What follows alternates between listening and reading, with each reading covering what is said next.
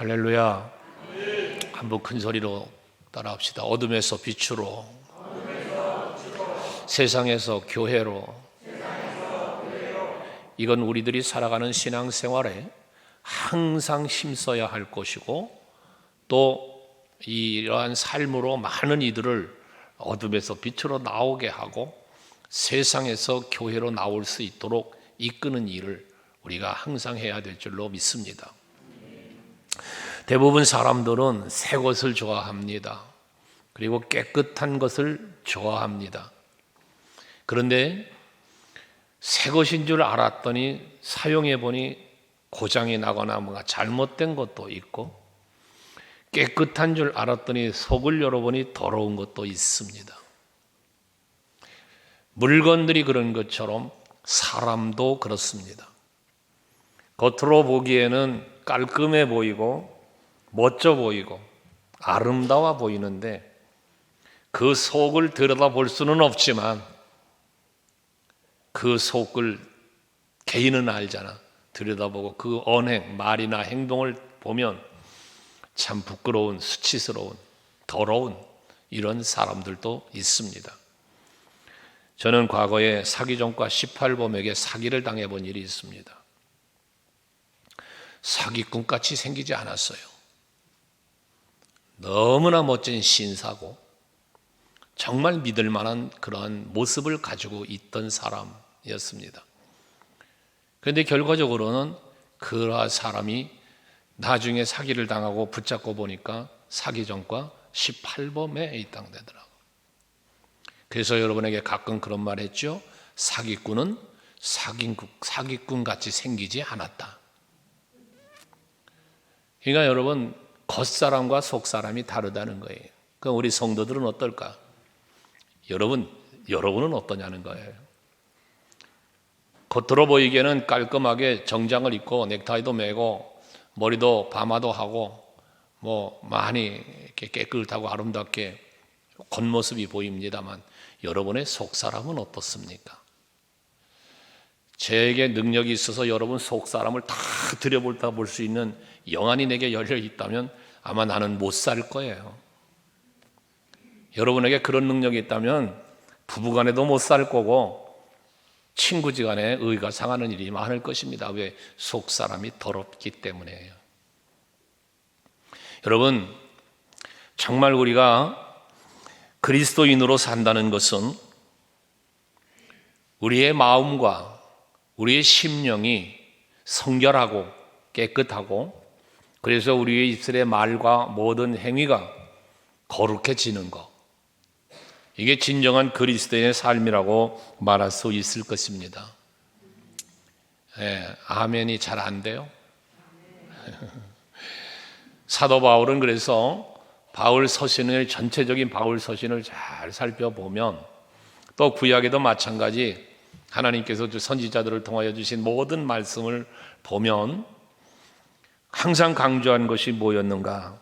그것은 바로 우리들의 삶 속에서 먼저 심령이, 우리의 마음이 깨끗해야 할 것을 말씀하고 있어요. 그래야 삶의 변화가 일어나기 때문에 그런 것입니다. 특별히 바울은 이방인들의 삶을 많이 지적을 했어요. 근데 이방인의 삶을 지적하는 것이 아니라 이방인의 삶을 모델로 삼아서 우리는 이방인이 아니고 하나님의 자녀니까, 그리스도이니까, 성도니까 저들처럼 살면은 안 된다라고 하는 교훈을 바울은 많이 말했어요. 특별히 바울이 말한 것에는 그들을 어둠의 세력이라고 보았고, 우리 그리스도인은 빛으로 나온 성도로 말씀하고 있는 거거든요.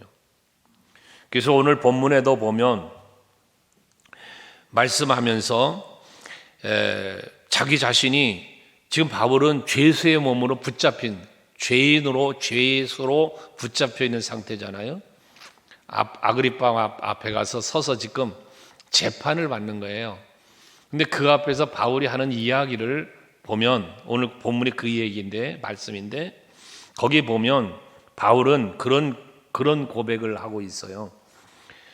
내가 본래 유태인이었다. 나도 히브리인이야. 유태인이야. 그 율법에 박식한 사람이었단 말이죠. 그건 앞에서 바울 서신에서 고백한 거니까요. 그런데 그랬던 내가 예수를 믿는 사람들을 대제사장의 고난을 위임을 받아가지고 지금 예수를 그리스도라고 믿는 사람을 박해하면서 저들을 붙잡아 가두는 일을 하느라고 뭐 했어요? 지금 가고 있는 중에 다메섹 도상에서 예수님을 만난 거예요, 바울이. 그 이야기를 하는 거예요. 만났을 때 이야기를. 그 이야기를 보면 여러분 참 우리가 경각심을 갖고 신앙생활해야 될 부분을 오늘 말씀 속에서 우리에게 주고 있는데요. 거기 보면 이런 말을 해요. 14절에 다메섹 도상에서 가고 있는데 강한 빛이 하늘로부터 내려와서 비추어서 모든 사람이 엎드러졌는데요. 그때에 주의 음성이 히브리 말로 들리더라는 거예요. 뭐라고 들려? 사울아 사울아 네가 어찌하여 나를 박해하느냐 라고 이 예수님이죠. 다메섹 도상에서 바울을 만난 예수님의 말이에요. 사울아 너 왜 나를 박해하냐? 누구냐고 물으니까 네가 박해하는 예수라라고 예수님이 말을 해요. 자, 여러분 한번 여기서 여러분에게 질문할게요. 여러분 바울 아시잖아요? 바울이 예수님을 채찍으로 때린 사람입니까? 아니죠. 바울이 예수님에게 침을 뱉은 사람입니까? 바울이 예수님에게 가시관 면류관을 씌운 사람인가요? 바울이 십자가에 못을 박은 사람인가요? 아니죠. 바울은 예수, 그 십자가에 달려 죽으셨던 예수를 그리스도라고 믿는 사람을 박해한 사람이에요. 근데 예수께서는 바울에게 뭐라?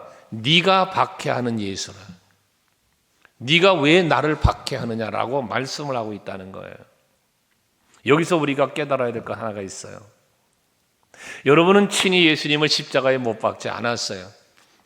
예수님을 채찍질하지도 않았어요. 여러분들은 예수님께 침을 뱉거나 예수님을 모욕하지 않았어요. 그런데 때로는 예수를 믿는 성도 간에 다투고 하나님의 일을 방해하고 대적하고 이런 행위들, 이것이 곧 예수를 박해하는 것에 해당된다는 거죠. 여러분 신앙생활 하면서 하나님의 뜻을 거역하는 것, 하나님의 뜻을 따라서 무엇인가 주의 일을 하려고 할 때 방해하는 것, 그리스도의 지체된 성도들을 모함하고 욕하고 여러분 범죄하는 것, 말하고 행동하는 것, 이것 전부 다 예수를 박해하는 행위에 해당된다는 거예요. 이제 우리는 오늘의 이 말씀을 통해서 그랬던 내가 변화되는 나로 바뀌는, 바울이 바뀌는 거잖아요. 그래서 바울이 바뀌는 건데 거기서 예수님 박해하던, 예수님이 볼 때 나를 박해하는 바울이라고, 사울이라고 얘기했던 그 사울이 이제 예수님의 박해자가 아니라, 예수 믿는 자를 핍박하는 게 아니라 도리어 예수의 증인으로 예수를 전하고 오히려 교회를 세워가는, 성도들을 세워가는 일을 감당한 사람으로 바뀌어진 시점이잖아요. 이걸 얘기하는 거잖아요. 근데 여기서 뒤에 보면 너희가 나를 박해하는, 네가 박해하는 예수야, 넌 나를 박해자야, 이 얘기를 하시고 16절에 뭐라 합니까? 너 일어서라 라고 하면서 귀한 말씀을 주세요. 거기 보면 내가 너에게 나타난 것은, 예수께서 바울을 지금 만나준 거, 너를 내가 지금 만나주는 이유를 말하는 거예요. 내가 너 앞에 지금 나타난 것은 곧 네가 나를 본 일과 그리고 내가 너에게 나타날 일에 너로 종과 증인을 삼으려 합니다라고 얘기를 해요. 그러니까 바울 앞에 예수님이 나타나서 지금 바울을 만나주시는 목적인데, 이 목적이 뭐냐? 크게 말하면 예수의 증인 삼으시려고 만나주시는 거야. 예수님의 증인 되라고. 그리고 그 다음에 뭐 합니까? 뒤에 17절이죠. 17절에 보면 이스라엘과 이방인들에게서 내가 너를 구원해서 그들에게 보낸다. 이스라엘과 이방인에게서 너를 구원했는데 그 즉 구원하시게 만나주신다는 얘기예요. 그래서 예수의 증인 되게 한 다음에 뭐에 보낸다, 너를 내가 그들에게 보낸다. 그들에게서 건져내어 그들에게로 보낸다라는 이야기거든요. 이건 뭘 말하는 거예요? 지금 이 사울은 예수를 박해하고 교회를 핍박하고 성도들을 잡아 죽이는 일을 했던 그가 그 가운데서 예수께서 만나서 건져주신 후에 다시 그들에게로 보내는 거예요. 이제는 전에는 죽이는 자로 핍박하는 자로 가던 그가 이제는 그들을 살리고 그들을 돕고 그들을 세우는 일을 하라고 보내신다는 거예요. 그렇다면 바울에게만 그런 것이냐? 아니라는 거죠. 오늘 예배하는 여러분들도 마찬가지예요. 내가 예수를 알지 못했을 때 내가 예수를 믿는다고는 했으나 온전하게 믿지 못하고 오히려 예수를 박해하는, 교회를 방해하는, 목회를 대적하는 여러분, 이러한 삶을 살았던 내가 오늘 예배 가운데 바울이 다메섹 도상에서 예수를 만나는 것처럼 여러분들이 이 시간에 예수를 다시 한번 만나시고 변화되는 여러분들이 되시자는 거예요. 이렇게 보내시는데, 예수의 증인으로 보내시는데 무슨 일을 하라고 보내시느냐? 오늘 18절에 보면 그 눈을 뜨게 하여 어둠에서 빛으로, 오늘의 말씀의 제목을 삼은 건데요, 우리가 지난 7주간 동안에 어둠에서 빛으로라는 슬로건을 걸고 왔는데 바로 이것을 위하여 내가 너를 보낸다는 거예요. 그걸 위해 불렀다는 거예요. 여기서 두 가지 생각을 해야 될 것은 뭐냐? 어둠에서 빛으로라는 건데, 제일 먼저 어둠에서 빛으로 나오려니까 뭐 해야 돼요? 그 눈을 열어, 그 눈을 뜨게 하여. 오늘 예배하는 여러분들의 눈이 열려야 돼요. 바울이 다메섹 도상에 예수를 목격하잖아요. 여러분들이 예수와의 만남이 이루어져야 돼요. 그 예수를 볼 수 있어야 된다는 거예요. 눈을 열어서 눈이 떠야 된다는 거예요. 그래야 예수를 보고, 그래야 빛을 보고, 그래야 빛을 향하여 가는 거거든요. 왜 어둠의 세계에서 벗어나오질 못할까? 빛을 보지 못하기 때문인 거예요. 여러분, 예수님은 빛으로 오셨다고 그랬어요. 근데 빛으로 오셨는데 요한복음 1장에 보면 사람들이 빛으로 오신 예수를 몰라. 빛으로 못 보는 거예요. 그러니까 뭐야, 영접하지 않아요. 어둠 속에 사는 거예요. 하지만 예수를 빛으로 발견하고 그 예수를 마음에 영접하고 그 예수를 구주로 믿기 시작을 하니까 하나님의 자녀로 변화가 일어나는 거예요. 여러분, 신앙생활을 얼마나 오래 했느냐가 뭐가 중요해요? 여러분의 믿음의 눈이 열려지는 게 중요하죠. 그래서 빛 대신 예수를 발견하는 게 중요하죠. 그래야만 어둠에서 빛으로 나오니까요.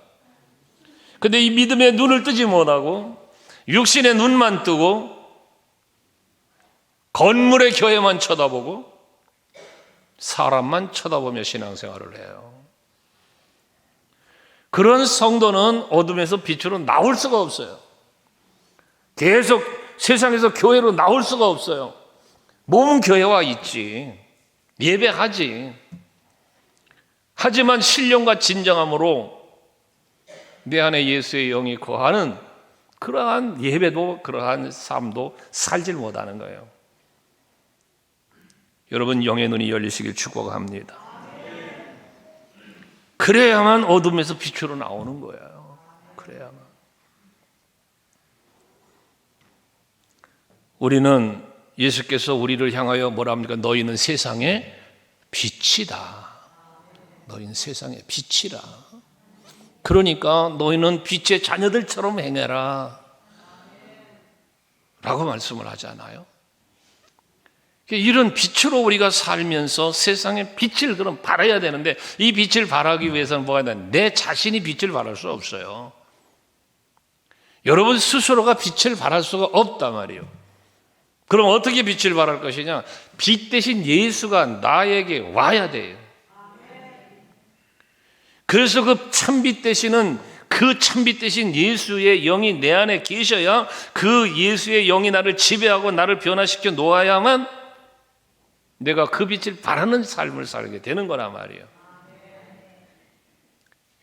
그래서 오늘 우리에게 주신 사명이 어둠에서 빛으로 사명을 주어진 건데, 이 바울에게 준 사명 오늘 우리들에게 준 거니까요. 그러기 위해선 첫 번째 단계는 먼저 내가 빛을 발견하고 빛으로 나오는 내가 돼야 되고, 그리고 그 빛 가운데서 사는 삶으로 또 다른 그들에게 보낸다니까. 그들 가운데서 이끌어낸 나를 다시 그들 가운데 보낸다니까.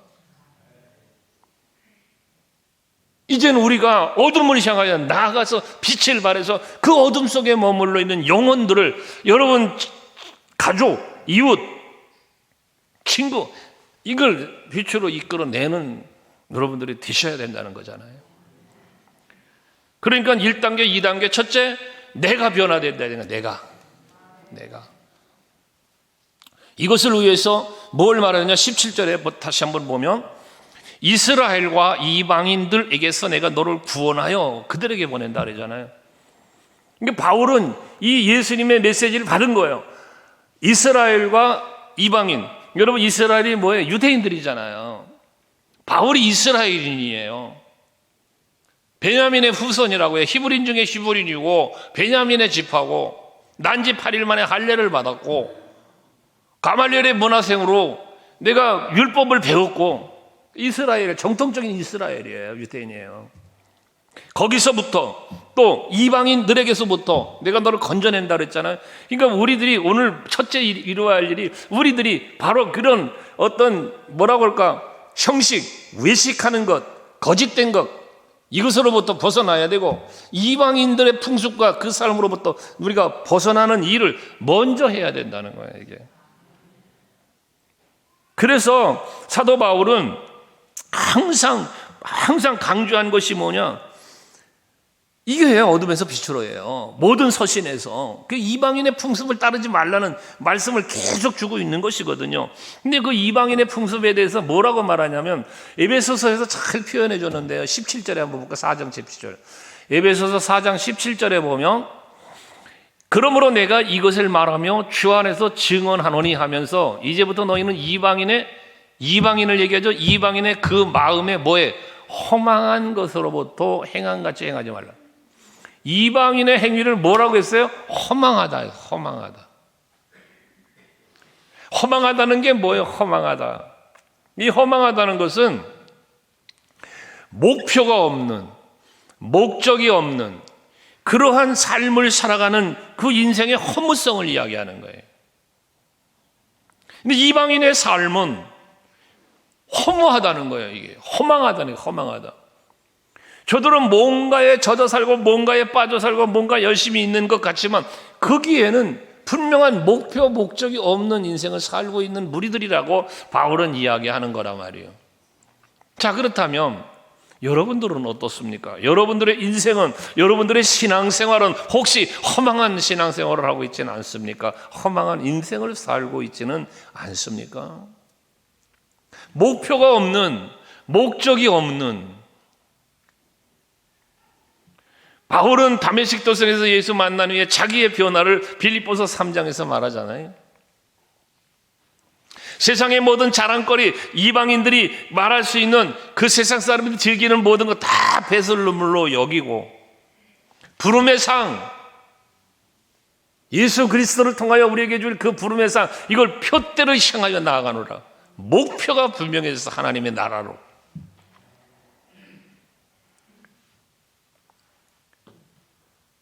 눈에 보이는 세상의 즐거움에 치우쳐 살고 있는 여러분들의 모습이 있다면 그걸 내려놓기를 바랍니다.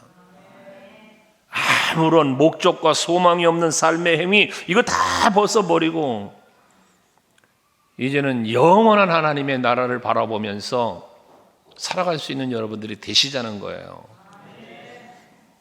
그래서 아까 에베소 4장 17절을 보았는데 18절, 19절 두 절을 한번 보면요, 그 이방인들에 대한 얘기예요. 그들의 총명이 어두워지고, 이방인들은 총명이 어두워졌대요.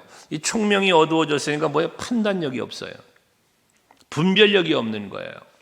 그리고 그 가운데 있는 뭐라 그래? 무지함이에요. 무지함. 여기서 말하는 무지는 무슨 무지? 하나님을 모르는 무지. 하나님의 나라를 모르는 무지함. 그 다음에 또 중요한 말 한마디 하는데, 그들의 마음이 뭐했어? 굳어졌대.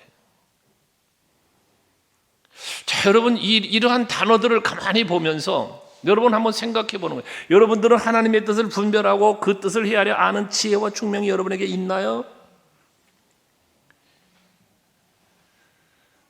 여러분들은 그 하나님의 뜻을 분별하고 하나님의 그 마음을 헤아릴 수 있는 그런 지혜와 지식이 여러분에 있어요? 무지하진 않나요? 마지막, 여러분들의 마음, 여러분의 심령은 굳어져 있지는 않습니까?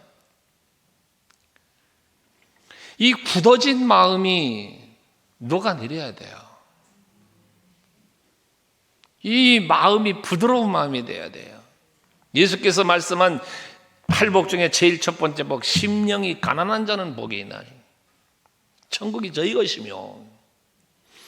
여러분, 마음이 부드러워지셔야 돼요.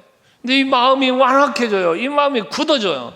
이게 말씀을 들으면서도 마음에 감동이 없어요. 마음이 굳어지면. 말씀이 아멘으로 받아지고 깨달아지고 막 이 심령 속에서 어떤 회개와 어떤 이 깨달음과 이런 것들이 나와야 되는데, 무지하니까, 총명이 사라지니까, 마음은 굳어지니까 이게 안 되는 거예요. 교회는 다녀요. 예배도 드려요. 근데 이 총명이 없고 무지하고 마음이 굳어버리니까 무슨 일이 일어납니까? 변화가 안 일어나는 거예요. 변화가. 맨날 그 모습이에요. 맨날 그 모습이에요. 응? 변화됩시다. 어제보다는 오늘이 달라져야죠. 오늘도 이 말씀을 듣기 이전보다 이 말씀을 듣고 난 후에 내가 달라져야죠. 그게 어둠에서 빛으로 해요. 반복된 죄악. 왜 죄 가운데 그 어둠에서 벗어나지 못하고 반복적으로 자꾸 죄를 범할까? 왜 반복적으로? 영적인 감각의 능력을 잃어버렸기 때문이고요. 죄에 대한 부끄러움이 없어. 부끄러움이.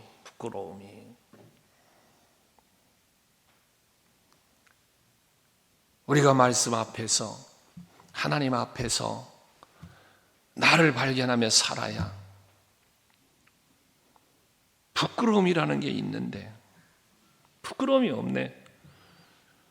죄 가운데 있으면서도 수치스러움을 모르고 사는 거예요. 왜? 영적으로 무감각하니까. 감각을 잃어버렸으니까. 육체적 감각만 갖고 사니까. 짐승과 다를 바가 없이 사는 거예요.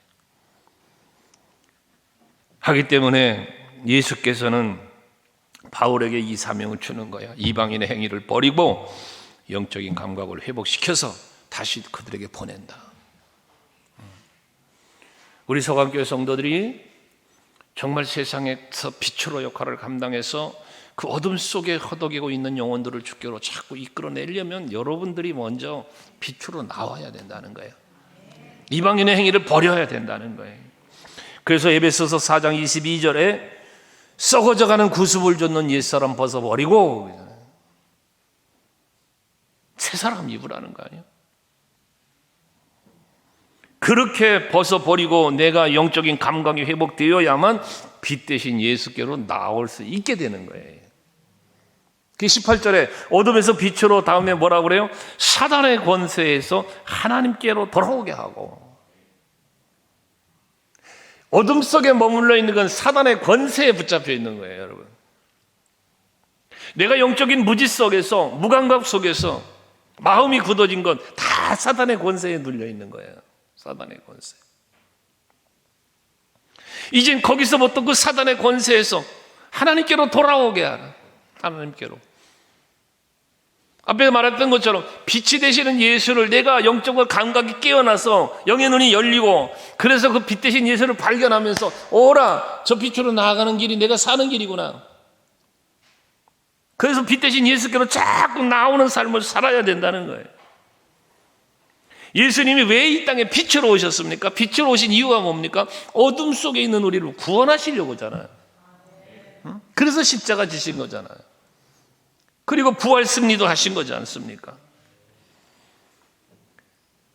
사도 바울은 담메색 도상에서 이렇게 예수를 만난 뒤에 완전히 바뀌었잖아요. 완전히. 그의 삶의 방향이 완전히 바뀌었어요. 삶의 목적이 완전히 달라졌어요. 여러분에게 물어볼게요. 여러분 예수님 만나셨나요? 빛 대신 예수를 만나셨어요?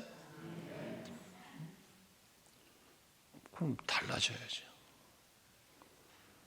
예수 만났으면 달라져야지. 참빛 대신 예수를 정말로 내가 만났다면 내가 달라져야지. 바울처럼. 여러분 어떤 변화를 이루셨습니까? 어떻게 달라지셨나요? 여러분 달라진 게 뭐예요? 여러분이 달라진 게 뭐예요? 예수 믿고 달라진 게 뭡니까?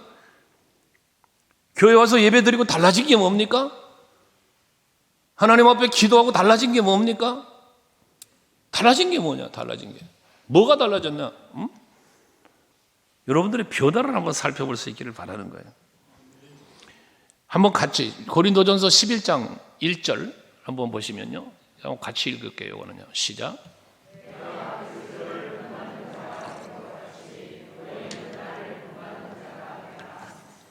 이 바울의 이 귀한 말 정말 여러분 저는요 목회하면서요 이 말을 굉장히 마음에 이렇게 담으려고 노력을 하는 말씀 중에 하나예요.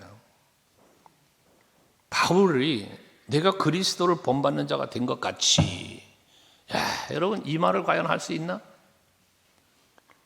내가 그리스도를 본받았나? 응? 내가 빛 대신 예수 지금 이 본받는다는 건 배운다는 의미가 있거든. 배운다. 바울은 이걸 말을 해요. 내가 그리스도를 본받은 것처럼, 내가 예수를 닮은 것처럼 이런 표현도 돼요. 너희는 나를 본받아라. 이게 얼마나 귀한 메시지입니까? 여러분 그렇게 말할 수 있을까요? 내가 예수를 본받은 것처럼 사랑하는 자녀들아 너희는 나를 본받아라. 친구야, 내가 그리스도를 본받는 것처럼 당신 나를 본받아라 라고 말할 수 있을까? 옆 사람에게 한번 이야기해 볼까요? 가까이 계신 분에게 내가 예수를 본받은 것처럼 당신도 예수를 본받으시기 바랍니다. 나를 본받으시기 바랍니다. 한번 해봅시다. 시작.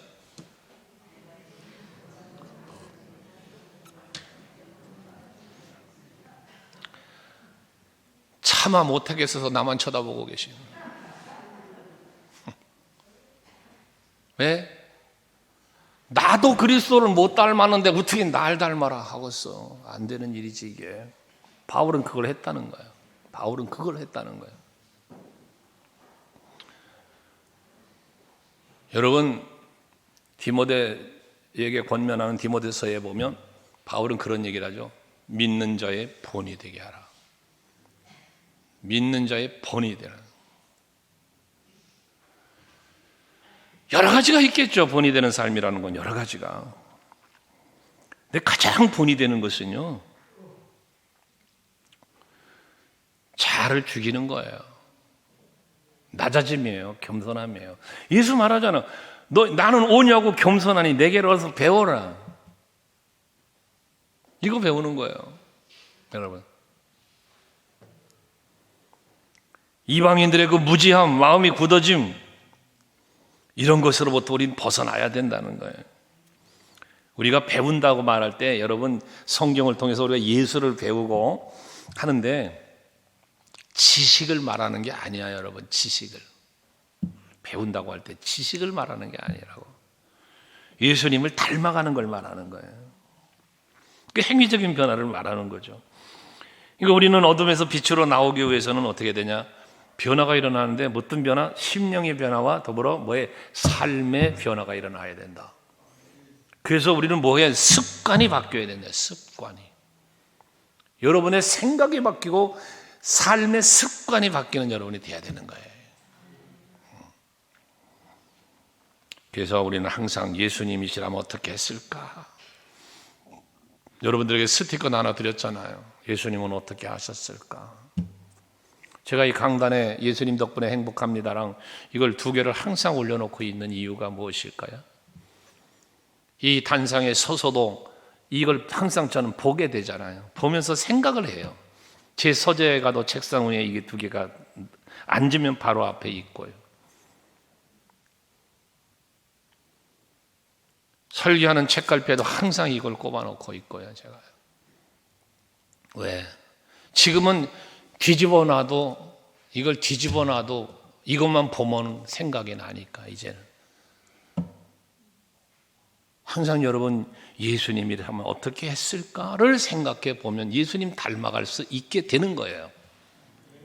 네. 이렇게 사단의 권세로부터 벗어나서 빛 대신 예수께로 나오는 우리가 돼야 되고, 그렇게 나올 때에 그 다음 단계가 뭐라고 말합니까? 죄 사함과 나를 믿어 거룩하게 된 무리 가운데서라는 말을. 이게 뭐예요? 우리가 예수를 믿는 믿음의 사람이 되기 위해서 먼저 죄 사함.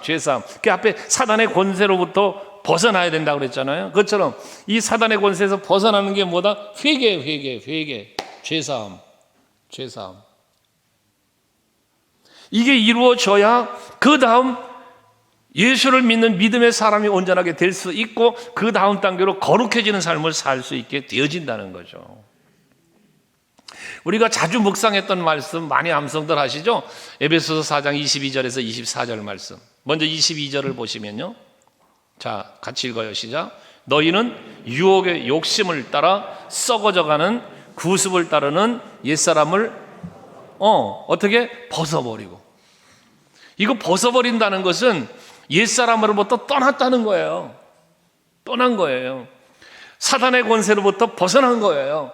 죄인의 삶에서 벗어난 거예요. 이게 벗어버리고예요. 그 다음 단계 뭐라? 오직 너희의 심령이 새롭게 돼요. 여러분의 심령이 새로워져야 돼요. 새로워져야 돼요. 이 심령이 새로워지지 아니하고는 그리스도인의 삶을 살 수가 없는 거예요. 이것이 새로워져야 그 다음 단계, 같이 시작. 하나님을 따라 오와 진리의 거룩함으로 지으심을 받은, 이제 입으래. 아깐 벗어라, 지금은 입으라. 사단의 권세로부터 벗어나고 죄로부터 벗어나고 심령이 새롭게 되어서 이제는 뭐하라? 하나님 앞에서 거룩한 옷을 입으라는, 거룩한 옷. 시편 29편에 보면 시편 기자의 고백 속에 무슨 고백이 나오냐면, 너희는 거룩한 예복을 입고, 거룩한 예복을 입고 하나님께 영광을 돌릴지어다. 거룩한 예복을 얘기해요. 옛사람은 거듭나지 못한 자기 자아를 말하는 거예요. 변화받지 못한 심령을 말하는 게 옛사람이에요. 이것을 벗어버리는 것은 영적인 완전한 갱신이야. 내 영이 바뀐 거야. 이렇게 바뀐 거. 그런 거 어둠에서 빛으로 나온 거지. 죄에서 거룩함으로 나온 거죠. 이것이 우리의 변화라는 거예요. 이게 어둠에서 빛으로. 그러니까 우리 그리스도인들 여러분 성도로서의 삶은요, 단순히 교회 다니는 게 아니에요. 그냥 그리스도인과 교인의 차이를 얘기했잖아요. 기독교인과 종교인의 차이를 말씀드린 적이 있죠. 많은 사람들이 종교인으로 살아요. 기독교인이 아니라. 많은 사람들이 그리스도인이 아니라 교인으로 살아요. 교회 다니는 사람, 교회에 속한 사람. 자, 오늘 예배하시는 여러분, 여러분들은 교인이 아니라 그리스도인이 되기 바라고, 종교인이 아닌 그리스도인이 되자, 그 말이에요. 아멘. 그러려니까 이런 변화가 인간의 의지 갖고 안 되더라는 거예요. 인간의 의지로는. 지금도 말씀드리면서 생각하는 바가 있을 거 아니겠어요. 그래, 한번 내가 그리스도인답게 살자, 막 이런 거요. 이게 의지 갖고 안 되더라니까요. 그래서 우리는 오늘 18절에 말하는 것처럼 죄사함과 라고 하는, 죄사함과 나를 믿어 거룩하게 된 이라고 그런 것처럼 먼저 이루어져야 할 일이 죄사함이라는 거예요. 죄사함. 그래서 내 심령이 새롭게 되어져야 된다는 거예요. 내 심령이. 그 앞에 에베소 4장 23절에 말했지만 오직 심령이 새롭게 됨으로라고 하죠. 새롭게 됨으로.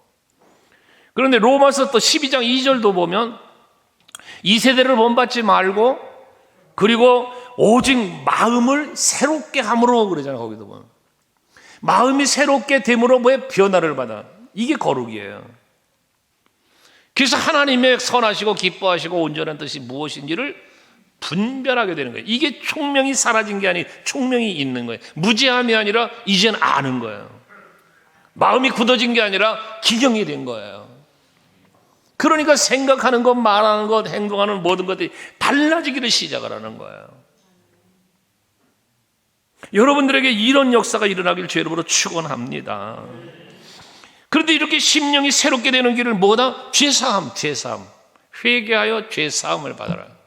사도행전 2장 38절에 베드로가 성령 충만하여 복음을 외칠 때 맺힌 메시지 아닙니까? 같이 읽어봐요. 시작. 베드로가 이르되 너희가 회개하여 각각 예수 그리스도의 이름으로 세례를 받고 죄사함을 받으라. 그리하면 성령을 선물로 받으리니. 할렐루야. 죄사함을 받으라. 그러려면 뭐 해야 돼? 회개를 해야 돼. 회개가 뭐예요? 돌이킴이에요. 돌이킴. 변화예요. 변화. 지금 미국에서 시작된 그 기도 운동이 에즈베리 대학이라고 하는 대학교에서 일어나는 기도 운동인데요.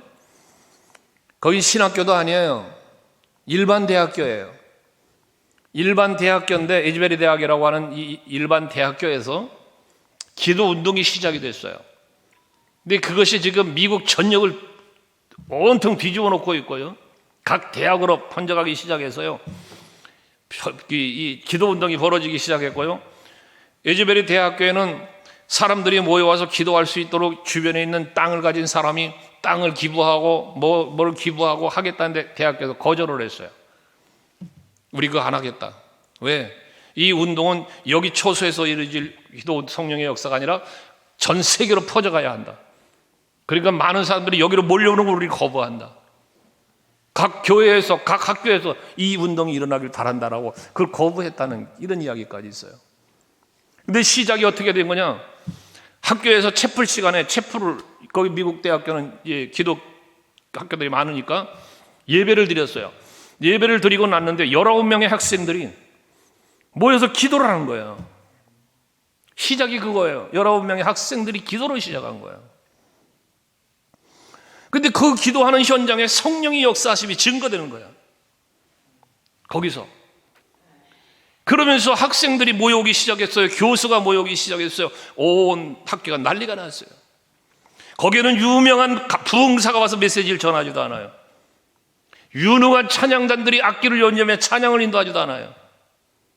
그런데 거기엔 뭐가 있어요? 성령의 역사하심이 있다는 거예요. 그래서 일어난 것이 회개운동이 일어나기 시작을 했어요. 서로가 서로를, 여러분 그 예배하는 장면을 보면 기가 막힌 장면이 많아요. 서로가 서로의 손을 얹고 서로를 축복하며 기도하는데 그 메시지가 뭔지 압니까? 서로에게 손을 얹었는데 이 손이 예수님의 손이 되길 원한다고. 그리고 저들로 서로를 위하여 기도하는 그 기도가 성령이 이끌어가는 기도가 되길 원한다고. 그러며 기도하고 밤새도록 찬양하고 역사. 여러분 난리가 났습니다. 난리가 났습니다. 그 조그만 대학교에서 일어난 그 기도 운동이 전 미국 전역의 교회로, 그러니까 학교로, 교회들로 번져가기 시작을 했어요. 우리 총신대 교수가 거기를 다녀왔어요. 야, 우리 총신도 한번 하자. 이번 우리 21세기 목회연구소에서도 에즈베리 운동에 대한 연구를 많이 하고 있어요, 지금. 이건 뭐 때를 미룰 게 아니라 당장 시작하자. 이게 한국교회가 사는 길이다. 아까 광고했죠, 금요철야 예배. 우리도 금요철야 예배부터 시작해보자. 그래서 이거는 사람이 의지적으로 하는 일이 아니다. 성령이 임재하셔서 성령이 일하시는 거다. 회개의 영이 일어나는데요, 어떤 모여서 기도하는 중에 특정한 강사가 정해져서 메시지 전파하는 게 아니야. 이 사람 저 사람이 나와서 자기의 성령의 임재함을 간증하는 거야. 간증. 그러면서 메시지를 선포하는 거야. 그럼 그걸 놓고 같이 기도하고 찬송하고 그런 진행이 되는데, 그 모여있는 무리 앞에서 한 사람 나와서 고백하기를 나는 음란 물에 빠져서 살았던 사람입니다. 늘 음란한 영상을 보았고 음란한 짓을 했고 이걸 회개하는 공개적 회개라는 공개적인 회개. 그건 뭘 말합니까? 그 사람의 삶의 변화가 일어나기 시작했다는 이야기죠. 어떤 사람은 나는 마약을 했습니다. 이제부터 돌이킬 것을 약속하면서 선포하는. 나는 지금까지 컴퓨터 오락에 빠져 살았습니다. 핸드폰만 잡고 오락만 했습니다. 너무나 많은 시간을 헛된 시간을 보냈습니다. 허망한 시간을 보냈습니다. 이제는 말씀을 읽고 기도하는 시간을 갖겠습니다. 그런 고백들이 서로의 마음을 너도 나와서 마이크 잡고 고백은 하지 않지만 여기저기서 눈물이 있고 여기저기서 회개하는 영들의 역사가 일어나니까 자리에 앉아있지 못하고 일어서서 또는 누군가에게 찾아가서 기도해주고 이런 놀라운 역사가 일어나는 거예요. 한국교회에 이런 역사가 일어나야 됩니다. 우리 서강교회에 그런 역사가 일어나야 됩니다. 사도행전 교회의 놀라운 부흥의 역사가 지금 거기에 일어나고 있어요. 1970년대에 우리나라도 엑스플로러 73, 74 그때 빌리그람 목사님 오셔서 집회하실 때 얼마나 큰 성령의 역사가 막 일어났어요. 한국교회. 이거 다시 한번 회복돼야 되지 않겠습니까? 이 엄청난 회복을 누가 이루어갈 것인가? 누가 이루어갈 것인가? 오늘 예배하는 여러분들이 앞장설 수 있길 바랍니다. 그러려면 많은 무리가 시작한 게 아니라 그랬죠. 많은 학생들이 예배는 드렸으나 그러나 19명의 학생들이 약 20명 되는 학생들이 모여서 기도한 시작이 그런 성령의 역사로 전개되어 갔다는 거지. 이번 주 금요일부터 성령의 역사하는 기도의 불이 우리 교회에서 타오를 수 있기를 바랍니다. 기도하는데요, 의자에 앉아 있다가 일어나서 단상으로 올라오고 같이 뜨겁게 기도하고 손에 손을 잡고 기도하고 끌어안고 기도하고 그러니 역사가 일어날 수밖에. 병자가 고침받고 제일 먼저 그 예즈베리 운동의 핵심 메시지가 뭐냐? 겸손.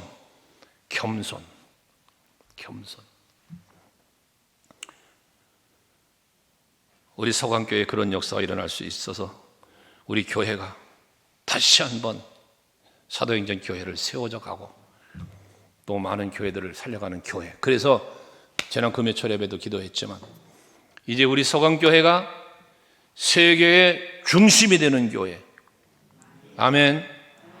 세계의 많은 교회들의 모델이 되는 교회 되어질 수 있도록 여러분들 함께 힘쓰실 수 있기를 바라겠습니다. 기도합시다.